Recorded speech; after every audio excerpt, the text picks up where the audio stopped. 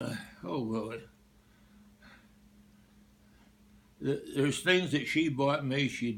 I damn near cried. That I couldn't believe it. That we could have used that money for other things. There was a fish rod made by a Frenchman in France called Bach Brown. It was a cane rod. Those things were the elite of the day. And for some unknown reason, I mentioned that, and I'll be damned if she didn't buy me one. And so anyway, I used it. I think I finally broke it through the years, but I could never figure out. I don't know how much at that time they cost. Way too much money. Way Right. too much. Right. Numerous things she bought me. And what about you? Did she ever keep one of your presents? Oh yes.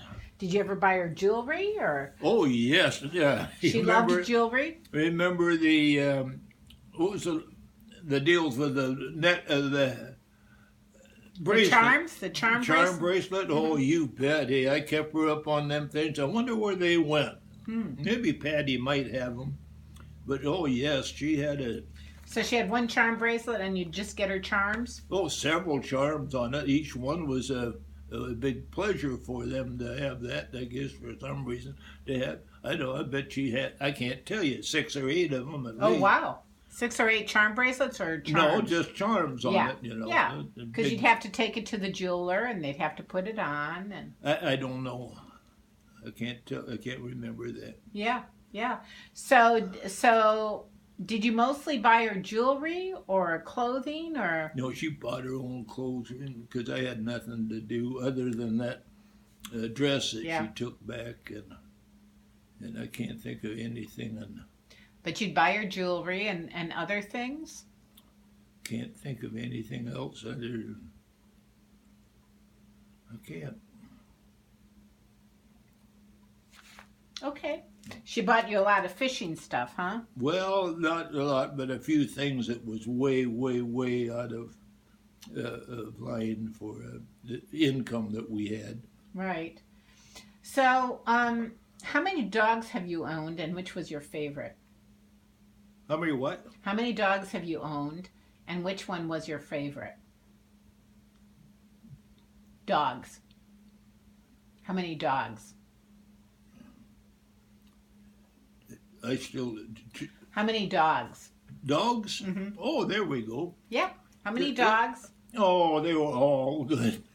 But the one that I bragged the most about, I guess, was Butch. That was, Which? yeah, Butch.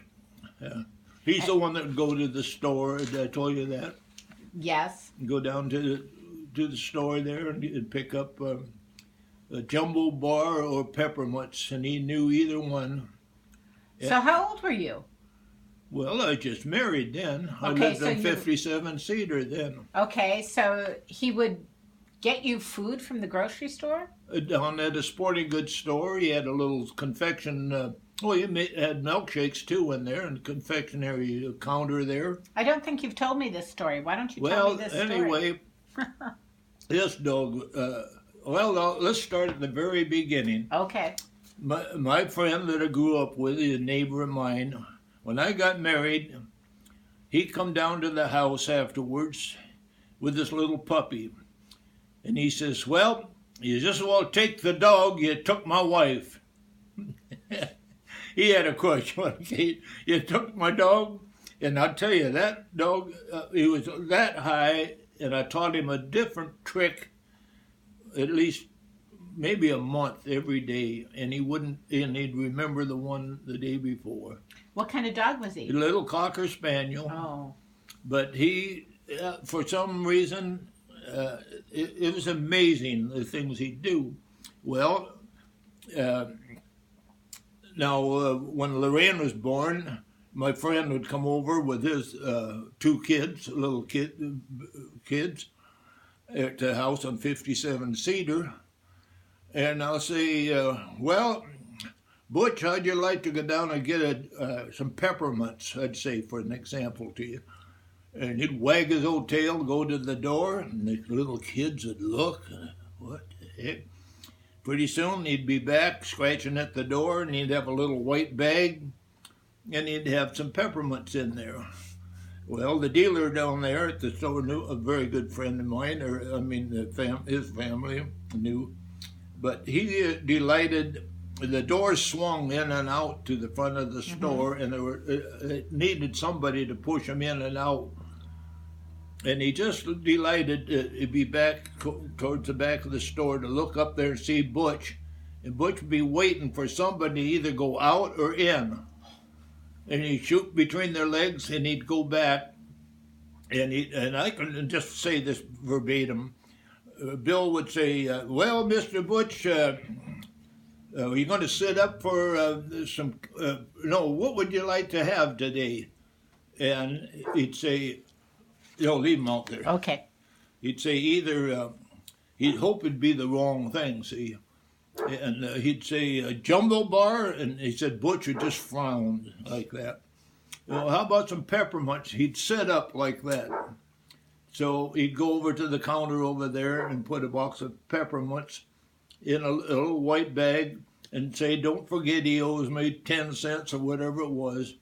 Then he'd go out the street and he'd go diagonally right through the damn traffic. Other people used to warn me and bring that back to the house. But that was, and then I can remember going to the hardware and having him do, I can't tell you how many tricks he could do. It was phenomenal. None of the dogs since then, oh God, I had a good golden retriever. They all were wonderful. How many dogs altogether? Well, I had Butch, then come Ollie, my golden. He lived 15 years. And then I had Amos. He was a flat coat retriever. Oh God, you got that off? Mm-hmm. That was a sad story. Amos? I'd been in California, and Amos was a wonderful dog, hunting dog and retriever. Very good, top of the line. When I come back from California, Lorraine thought the dog needed to go down and have a bath, Took it down to the dog cleaner shop there. And he'd never had that before. And when I lived up on Avenue Way there then. And Ollie jumped up in the air. Ollie or Amos? Amos. Okay. The flat coat. Okay, so he jumped up in the air. And it's called Torsen with horses. Mm-hmm. And there's another name. Well, regardless of that, Torsen is one of it. His main intestines turned upside down. Oh. What a horrible death. Ooh. Yep. So did he die instantly? Oh, man. Did he die instantly? Don't died right on the street. I had to chase him down. He didn't know where he was going. Just turned rolling in circles. A block away from the house, all the way down there. Carried him in my arms. And I got him to a vet. And the vet didn't diagnose it at first, but he said, what had happened to the dog, it'd been an operation. He said it'd be a very serious operation. He said that maybe the best thing that he didn't pass away. So that one came in a shoebox that Patty sent up, that Amos. So I bought another Amos, and he was real good too. And Amos first one lived, that one was 9 years, and then the next one lived about 12. Okay. And then after that came Job. Yeah, that's so 9 1, years 2, ago. 3, 4, about 5 dogs you had. Yeah. A I had Butch. another one in between that someone left at my house, and it was of a hunting species. And he come back to the house with a damn near a hind quarter of a calf one morning, and I got sold him to somebody, or gave him to somebody, lucky guy. because he had torn off the. He got it down at a fella that butchers down Oh, a okay. couple blocks away. Oh, so he didn't kill it, but he just Yeah. brought it back. Yeah. Well, it was a big chunk of meat. Yeah. Yeah. So So you got rid of him because. no, he just was a pest, and I Oh. couldn't handle him, and Okay. I didn't pick him out in the first place. Okay, It didn't harm him though. I found a home for him. that's good. So, do you remember any memorable stories when you worked for the Snohomish Fire Department?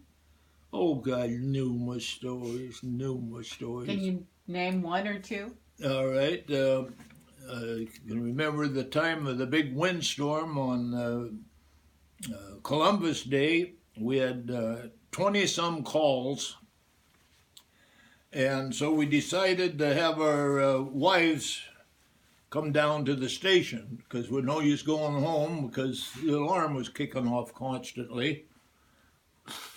So, as the story goes, my wife was kind of the leader of a lot of things.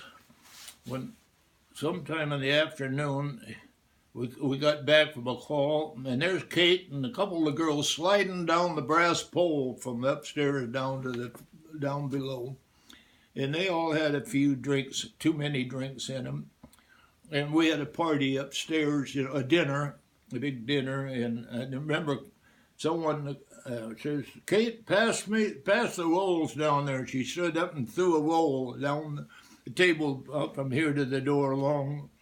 And so everyone else wanted one, so she was standing up there like a baseball pitcher, heaving the rolls to each one. But, I mean, that was some. And then, what else? I can remember tripping, running down that hill on Avenue A. God, I'd run kitty corner across the street, and I was going down the parking strip, and I tripped, and I ended up 100 feet further, and I think where I hit the ground. I had to go across 2nd Street. It was busy. Because you were trying to get to the fire.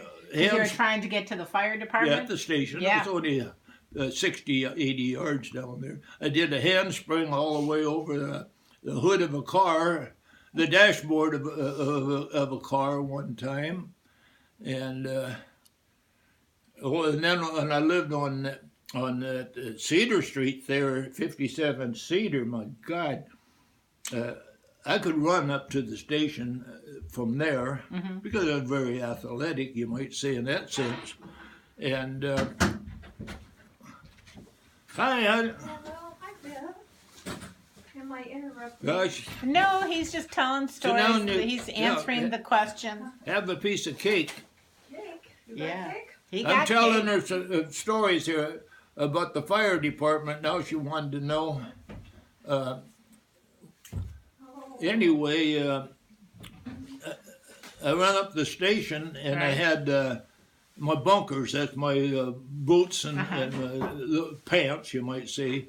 And I had the suspenders on them. And I'm running up the street with that, pulling that up, and geez, my right foot started aching and aching. And I got up to the station. A damn truck had left already. And sat there and I pulled that boot off. And either Lorraine, I imagine it was her, they put the top of a perfume bottle down in my boot. Oh no. And so I rode that damn thing all the way up to the station. Oh, this, Sorry about that. you got to have a big